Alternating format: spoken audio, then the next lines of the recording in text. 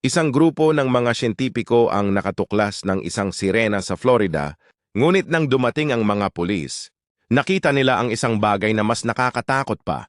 Si Brian, isang 27 taong gulang na batang siyentipiko, ay kasama ang kanyang koponan sa paggalugad ng mga kakaibang nilalang sa mangrove forest sa Florida.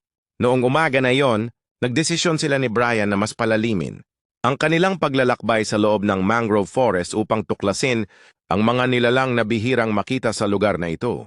Ngunit hindi nila alam na babaguhin nito ang kanilang mga buhay magpakailanman. Pagdating nila sa lugar, nagpasya si Brian na humiwalay sa grupo. Mag-isa siyang pumunta sa isang bahagi na binabalaan na delikado.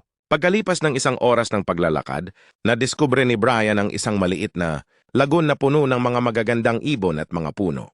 Kinuha niya ang kanyang kamera upang i-record ito, ngunit bigla, may isang napakalaking nilalang na lumalangoy sa ilalim ng lawa na nagdulot sa kanya ng takot. Bigla ang itinaas ng kakaibang nilalang ang bahagi ng kanyang buntot sa ibabaw ng tubig at pagkatapos ay sumisid muli. Hindi makapaniwala si Brian. Totoo nga ba na sirena ito? Pinunasan niya ang kanyang mga mata at tumingin ng mas maigi. Habang tinitingnan niya ito, biglang sumulpot ang sirena na may nakakatakot na itsura. Natakot si Brian kaya agad siyang tumakbo palabas ng lugar at tumawag ng mga otoridad. Nang dumating ang mga pulis, may mas nakakatakot pa pala silang nadiskubre sa ilalim ng tubig. Sa tingin mo ano kaya ang nakita pa ng mga pulis? Mag-follow na kay Manong Kanor at mag-comment kung gusto mo ng part 2.